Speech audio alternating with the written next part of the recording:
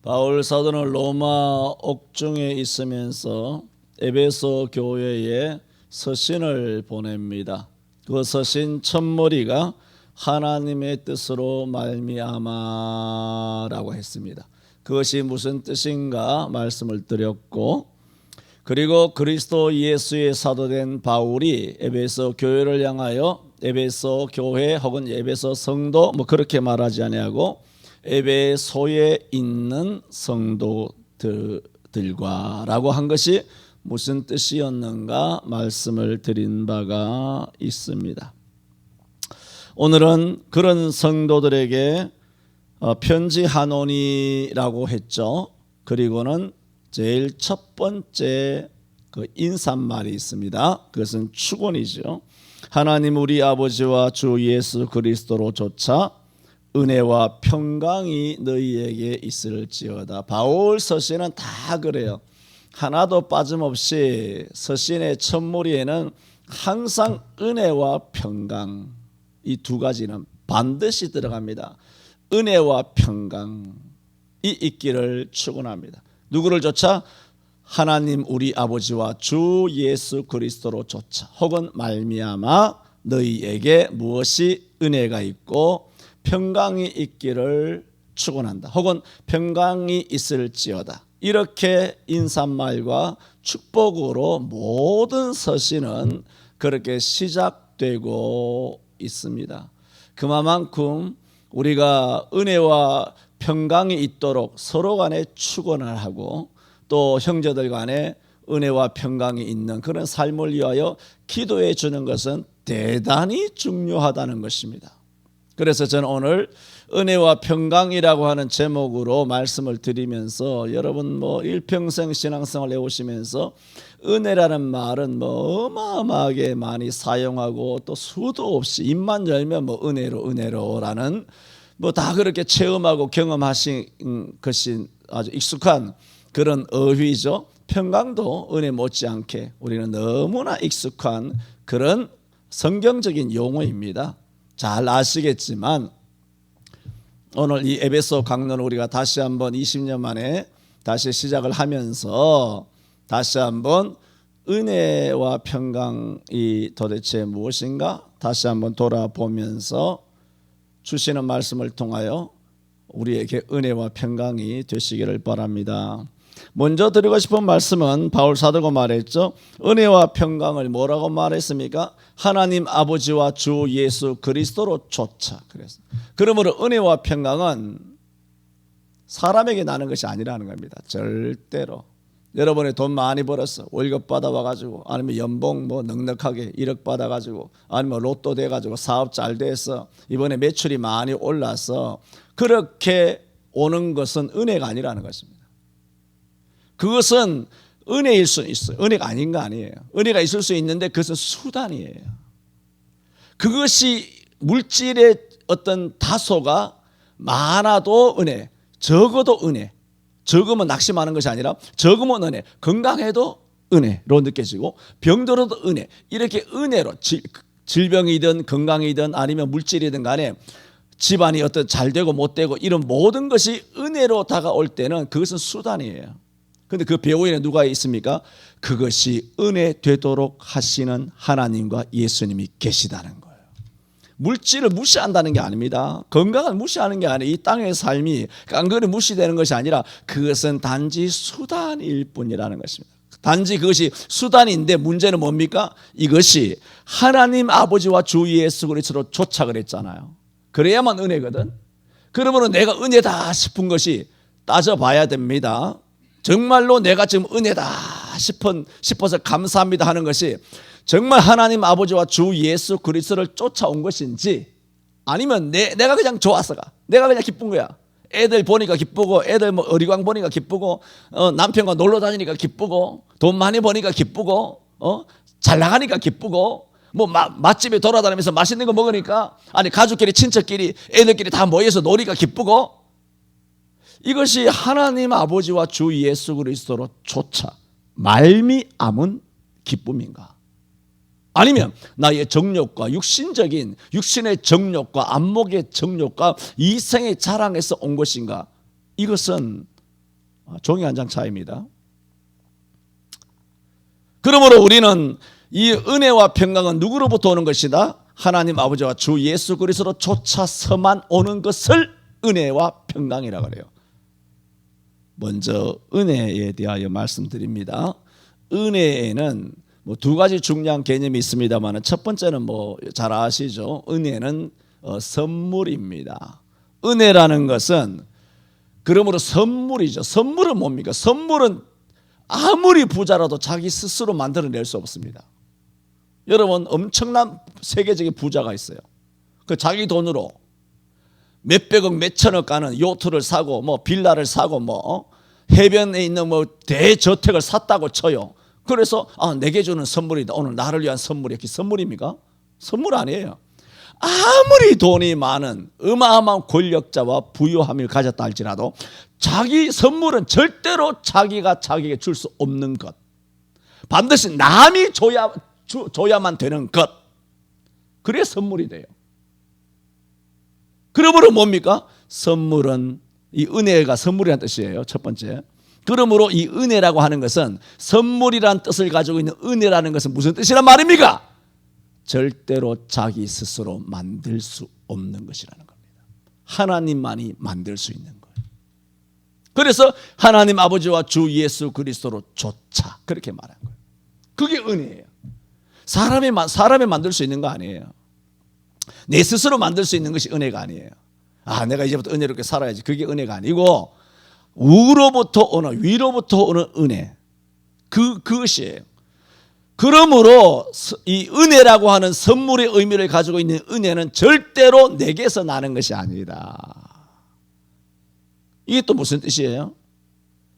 그러므로 선물이라고 하는 이 은혜는 내가 받잖아요. 혹시라도 받는다면, 우리가 많이 받아봤잖아요. 하나님의 은혜를 많이 누려봤잖아요. 이를 받더라도 이 은혜는 무슨 뜻이냐면 선물이기 때문에 뭐냐? 내가 받을 자격이 있어서 받은 것이 아니다는 겁니다. 이게 안 된다는 거예요. 사람이 기도 많이 해서 은사 받고 능력 받고, 기도 많이 해서 능력 받아가지고 복도 받고 간증거리도 되고 하면 지 잘나서 된 것이 아니라는 것을 알아야 은혜인데, 이 지자랑으로 빠져나가는 삼천포로. 그게 뭐냐? 그러면 이 사람이 큰 역사가 일어나고 복 받고 간증거리가 되고 하는 것이 다 뭔가요? 그 은혜가 아닌 거예요. 그게 은혜가 아니고 그게 뭔가요? 그건 마귀예요. 마귀 시험이 드는 것이죠. 자기 자랑을 하는 거예요. 우리가 한 교회에서 오랜 신앙생활을 같이 지내와서 아시겠습니다만, 여러분, 신앙생활은요, 참과 거짓은 이번 주일날 11시 예배 설교 제목도 내가 제목이 거의 참이냐 거짓이냐 그런 말씀을 드리게 됩니다. 요한일서에 대한 요한일서 2장에 있는 말씀을 가지고 참이냐 거짓이냐 그런 설교를 하게 될 것입니다만, 신앙생활의 참과 거짓은 그야말로 종이 한 장 차이예요. 딱 동전의 양면의 뜻이 아니에요. 종이 한 장처럼 얇아 보여요. 그만큼 구별하기 힘들어요. 내가 지금 은혜로 기뻐하는 것인지, 자만에 빠져서 기뻐하는 것이, 내 자랑질을 하는 것인지, 교만한 것인지, 하나님이 오직 진짜 오직 하나님께만 영광을, 이렇게 인상 쓴다고 하나님께 영광이 되는 거 아니거든요. 종교적인 행동으로 억지로 일부러 겸손함으로 되는 것이 아니거든요.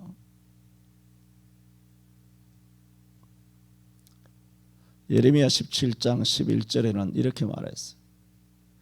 만물보다 거짓되고 심히 부패한 것은 마음이라. 만물 보세요. 만물보다 거짓되고 심히, 그냥 부패가 아니에요. 예레미야 선지자가 하는 말이에요. 심히 부패한 것은 마음이라. 거기서 누구 마음을 이야기하는 겁니까? 네 마음, 내 마음, 우리 마음 다 이야기하는 거, 인간의 마음을 다 통틀어서 하는 얘기예요. 목사 마음 다르고 뭐 괜찮고, 목사 마음은 무슨 명품이고 무슨 장로 마음은 뭐 어떻고 저떻고, 그게 아니에요. 예수 믿으나 안 믿으나 마음은 똑같다는 거예요. 완전히 전적 타락이잖아. 예수 없이는 지옥 가는 존재란 말이에요. 근데 뭐 우리끼리 뭐 도토리 키즈게 할 게 뭐가 있나요? 그걸 예레미야 17장 11절에 말씀했다는 말입니다. 누가 이를 알리오마는, 잘 들어보세요. 12절에는 나 여호와는 심장을 살피며 폐부를 시험하며 각각 그 행위와 그 행실대로 보응하나니 그랬어요. 하나님께서 하신 말씀. 하나님은 우리의 심장을 살피요. 하나님께 영광의 박수를 올려드립시다. 할렐루야. 진짜 영광이 되는 경우가 있고, 하나님이 심장을, 그때 우리 심장을 살피고 폐부를 시험하시잖아요. 그리고 각각 그 행위와 그 행실대로 보응하시는 거예요. 진짜 하나님께 영광을 돌리면 하나님께서 영광을 받으시는 거예요. 그야말로 사람이 감동스러운 순간에 영광을 돌려도 하나님 그 폐부를 아세요. 왜? 사람은, 하나님께서는 전에도 말씀드린 것처럼 전도서 7장 11절인가요 19절인가요 거기도 말한 것처럼 하나님은 사람을 정직하게 창조하셨으나 사람이 스스로 꾀를 낸 것이라는 것처럼 사람은 하나님의 형상으로 지음받았기 때문에 굉장히 이 두뇌가 이 뇌가 번개불보다 더 빠릅니다. 어마어마한 컴퓨터보다 어마어마하게 빠릅니다. 이 연산이 어마어마하게 빨라요. 그래서 영광을 돌리는 순간에도 이게 올라온다니까. 그걸 알아야 돼요. 그래서 올라올 때 자기 스스로 가슴을 쳐야 돼요. 두더지 잡듯이 방망이로 나의 이 더러운 교만의 대가리를 깨부셔야 돼. 이걸 도끼로 깨부셔야 돼. 그러므로 자주 말씀드리는 것처럼 우리는 성령의 감화 감동에 예민하게, 아주 세밀하게 깨어 있어야 됩니다. 그렇지 않으면 영적으로 어두운 사람이 되죠. 그래서 예수님께서도 너희가 날마다 깨어 있으라 라고 말씀하신 것이 그런 것입니다. 그러므로 이 은혜라는 것을 제가 무엇인가 말씀을 드렸습니다. 그러므로 은혜는 반드시 관대하신, 사랑이 많으신, 자비하신, 인자하신, 긍휼이 크신 하나님으로부터만 오는 것, 자격 없는 자에게 주는 것, 네 것이 아닌 것을 네 해라 하고 주는 것, 그것이 은혜라는 것입니다. 오늘 바울 사도가 에베소 교회를 향하여, 그리고 모든 교회 서신마다 하나님 아버지와 주 예수 그리스도조차 은혜와 평강이 있을지어다라고 축원하였을 때에 그 은혜의 의미가 뭐냐? 선물이라는 거예요. 선물. 은혜가 선물이라는 얘기는 많이 알죠. 많이 알지만 그 선물의 의미가 도대체 어떤 의미인지 정말 깊게 세밀하게 잘 알아야 합니다. 그렇지 않으면 그냥 지식적으로만 알고 지나가죠. 실제 신앙생활에는 아무런 보탬이 안 돼요. 여러분, 실제 생활에 아무 보탬이 안 되는 말씀을 들어서 뭐 하겠습니까? 그 말씀을 들어서 아무런 행동으로도 옮겨지지 않고 조금도 고쳐지지 않고 또 마음의 가책도 안 되고 그것 때문에 회개가 일어나야 되는데 회개도 안 되고 그런 말씀을 왜 전하고 왜 들어야 됩니까? 두 번째로 은혜에는 두 가지 중요한 개념이 있다고 그랬습니다. 첫째는 선물이라는 뜻이 있다고 그랬습니다. 두 번째는 뭐냐면 매력이 있다. 사랑스럽다. 언제나 매력이 있는, 언제나 사랑스러운 뜻이 있다는 것입니다. 그것은 뭐냐면 정말 우리에게 임한다면, 정말 에베소 교회에게 은혜와 평강이 있을지어다 축원한 대로 에베소 교회에 바울이 원했던 아버지와 예수님을 좇은 그 은혜가 에베소 교회에 임한다면 에베소 교회는 어떤 교회, 어떤 성도가 되느냐? 사랑스러운, 예수 안 믿는 사람이 볼 때 매력적인 성도들이 된다는 것이, 예수 안 믿는 사람도 볼 때 아주 사랑스러운 은혜가 임하면 그런 역사가 일어난다는 거예요. 여러분 멋대로 이 말 듣고 여러분 멋대로 머릿속에 여러분 영혼 속에 상상의 날개를 펴서 그래서 그래 세상에 빛이 돼야지 소금이 돼야 되지. 그래 우리는 세상 사람들에게 손가락질 당하면 안 되지. 욕먹으면 안 되지. 그 따위로 내가 뭐 말도 하기 전에 그 따위로 멋대로 그렇게 장문하지 마세요. 그런 뜻하고 정반대 뜻입니다, 여러분. 여러분 항상 설교 들어보면 모릅니까? 여러분 상상하고 정반대로 갑니다. 정말 은혜가 임한다면 매력적인 존재, 매력적인 교회, 매력적인 그리스도인이 된다라는 말은 세상 사람 속에 입에 혀처럼 구는 것이 아닙니다.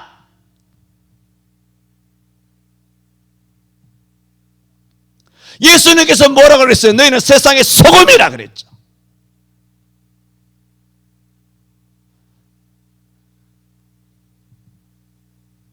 소금이 없으면 우리는 죽습니다.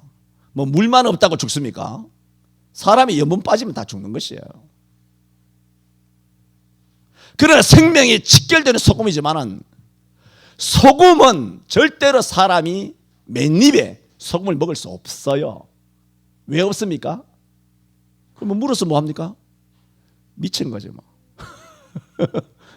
여러분 이제 해수욕 갈 시절이 됐죠? 바다에 가서 굉장히 반갑겠죠? 한번 수영하다가 물이라도 한번 들이켜 보세요. 정말 속에 있는 거 다 뭐 인상 쓰고 뭐 거기 그거 없어요. 뭐. 교양이고 뭐가 없어요. 막 퇴퇴퇴 하죠. 퇴퇴퇴. 그게 뭐냐 하면 소금이에요.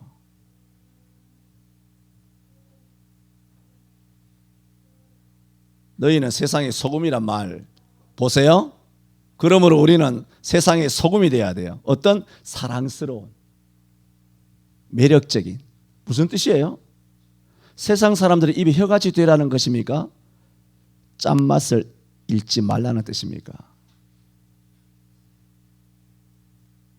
짠맛을 잃지 말라는 거예요. 세상의 소금이란 말은 맛을 잃으면 지나가는 사람에게 밟힐 뿐 답이 없다는 거예요. 맛을 잃는 순간 세상 사람에 밟힌다. 그게 뭡니까? 업신여김을 받는다는 거예요. 멸시를 받고 조롱을 받는다는 겁니다. 그리스도인, 교회로서의 이 맛, 기독교인으로서의 맛. 야, 예수 믿으면 벌금을 때리던 경찰이 닥치던 전국의 교회가 문을 열고 예배하는데 목숨을 거는구나. 과연 나는 평상시에 교회를 욕해왔는데 예수 믿는 사람들은 예수가 뭔가? 나 평상시에는 예수를 안주거리를 삼았어. 그런데 예수가 도대체 뭔데 저렇게 줄줄이 소세지처럼 다 수갑에 채여가지고 교도소 가고 처음에는 막 조롱하고 욕하겠지. 전부 다 예수 믿는 것들 다 교도소 가가지고 벌금 얻어 처맞고 직장에서 내쫓기고 그렇게 해야 될 것이야. 우리가 전에도 말씀드린 것처럼 로마의 콜로세움에서 3일 4일 일주일 동안 공기 사자들 끌어내가지고 그 남녀노유를 전부 다 그 그라운드에 다 갖다 놓고는 사자를 풀어 사자의 밥이 되게 하고 또 뭐 거기에 뭐 나무를 걸어놓고 뭐 사람들 화형을 시키면서 동시 패션으로 막 그렇게 얼마나 잔혹하게 했습니까? 말씀드린 것처럼 요세푸스의 그런 역사서에도 보면 처음에는 막 즐거워했어요. 여러분 어떻게 했습니까? 삼손도 맷돌 돌릴 때 막 즐거워했죠? 그렇잖아요. 야, 우리의 신 다곤이 저거 잡아와가지고 오늘 한번 우리 앞에서 쇼 부리는 거 한번 보는구나. 저 삼손이 우리 블레셋을 얼마나 해먹었는지 몰라. 오늘 저 눈 뽑아지고 옥에서 맷돌 돌린다고 하더니 이제는 우리 앞에 공연을 하는구나. 우리 블레셋 왕 따봉, 우리 블레셋 왕 최고야 하면서 얼마나 희희낙낙하며 좋아하십니까? 하나님께서 심판하신 줄로 믿습니다. 로마 시대에도 마찬가지예요. 그렇게 전부 다 희낙낙하면서 햄버거, 맥도날드 처먹고 콜라 퍼 마시면서 치킨 하면서 치맥하면서 광중석에 앉아가지고 예수 믿는 것들 죽어가면서 막 비명 지르고 막 도망다니며 사자에게 물을 뜯겨 죽는 거 이거 보려고 아주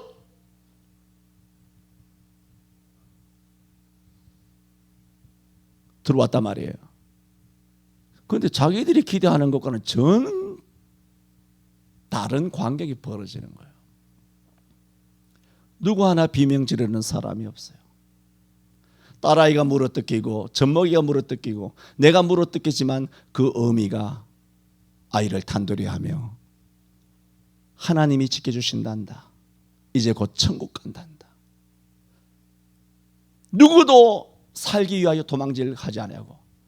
그 얼굴이 오히려 돌에 맞아 죽는 스테판처럼 얼굴에 빛이 나면서 하나님께 영광을 돌리며 죽어가는 모습을 저놈들 봐라, 저놈들 봐라, 저놈들 봐라, 저놈들 봐라.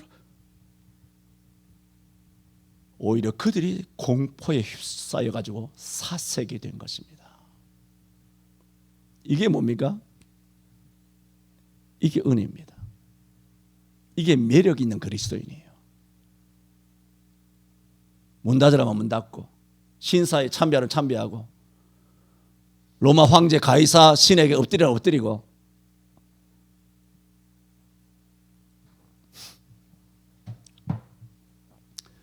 어떤 유명한 교단장은 정부에 가서 정부의 말을 따르겠습니다. 사인하고 왔답니다. 작년에. 유명한이니까 중소교단 아니겠죠. 아마 소나 말이나 개쯤 되겠죠.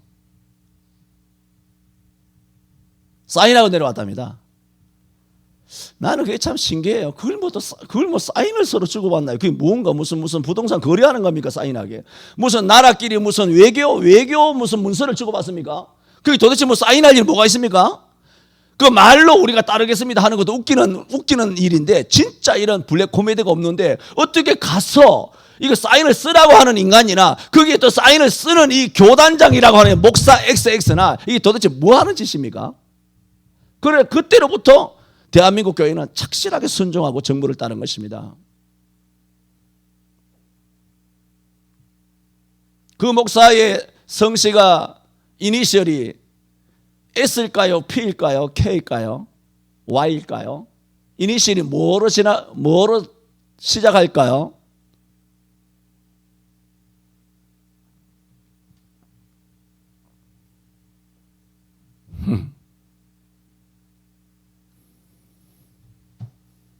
여러분, 바울 사도가 옥에 갇혀 있으면서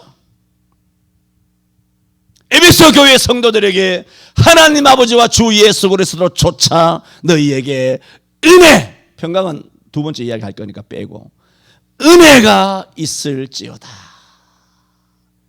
했을 때 이 은혜는 그리스도인으로서의 모습을 절대로 잃어서는 아니 된다는 거예요. 그건 어떨 때만 가능하냐? 은혜가 와야만 됩니다. 내 말하자면 성령 충만 받은 목사들 별로 없습니다. 여러분 목사면 다 목사겠지. 목사면 다 목사지만 설교를 들어보면 성령 충만 받은 목사는 모르겠어요. 모르진 않아요. 그야말로 손으로 꼽을 정도고 그리고 다른컨대 성령 충만의 체험이 있다라면 말하자면 이 은혜죠. 이게 은혜잖아요. 은혜 충만, 성령 충만, 은사 충만 뭐 똑같은 말이죠. 이런 성령 충만의 체험이 있는 방언 받았다고 되는 게 아니에요. 하여튼 성령 충만의 은혜를 입은 목사라면 목에 칼이 들어와서 칼이 들어오는 것이 아니라 목이 댕강 잘라져도 절대로 예배당 문은 안 닫을 겁니다. 안 닫을 겁니다가 아니라 안 닫습니다. 그런 목사님들이 많습니다. 진짜 많습니다. 진짜 많습니다. 최근에 보니까 또 여기 목사님이 또 인천에 가서 인천 무슨 효성교회인가 가서 부흥회를 하셨대요. 이 판국이다. 부흥회 그 목사님 초청해서 부흥회하는 교회가 얼마나 많다고요. 부흥회한다. 모든 예배를 다 한답니다. 우리랑 똑같아요. 우리는 여러분이 안 나오지 뭐 교회가 안 하나. 다 하는 거 예배를. 그 여러분만 잘난 척하면 안 돼요. 진짜 훌륭한 하나님의 택한 정말 훌륭한 주의 사자 목사님들 많이 계신 것, 저 너무나 감사하고 다행스럽고 또 힘이 되고 그렇잖아요. 의지도 되고 감사하고 얼마나 감사해요. 그게 뭐예요? 그게 은혜예요. 은혜가 뭐라고요? 언제나 사랑스러운 것. 누구에게? 인간들에게? 이웃 지역 주민들에게? 정부 새끼들에게? 누구에게 언제나 사랑스러우냐? 하나님 아버지. 언제나 더 매력이 있어요. 누구에게? 하나님 아버지에게. 내가 이새의 아들 다윗을 만나니 내 마음에 합한 자라. 저는 마치 추수 때에 냉수 한 그릇처럼 내 마음을 시원하게 하는 도다. 하는 사람. 그 사람이 뭐라고요? 은혜 받은 자예요. 매력이 있잖아요. 매력이 있잖아요. 여러분, 목사만 그런 게 아닙니다. 여러분들도 누구를 좋아하고 누구를 싫어합니까? 여러분들도 보면 교회 충성하는 사람 이쁘지. 교회에서 뭐 아주 뭐 뺀질뺀질 거리고 뭐 아무것도 안 하고 이러면 여러분도 아마 그냥 여러분 스스로도 그 사람이 싫을 거예요.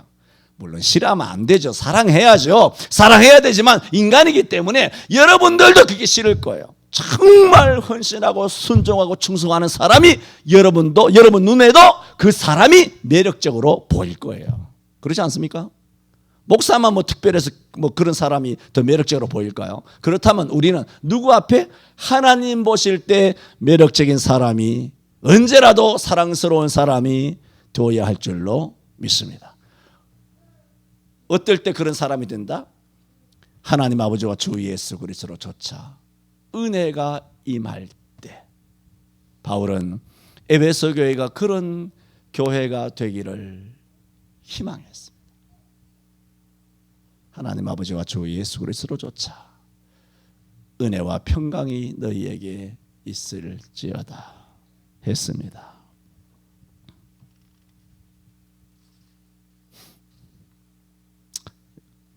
마치겠습니다. 기도합니다. 아버지, 저희들에게 은혜를 주셔서 감사합니다. 우리 교회 모든 성도들에게 은혜를 주셔서 감사합니다. 은혜 받은 저희들 되게 하여 주시니 감사합니다.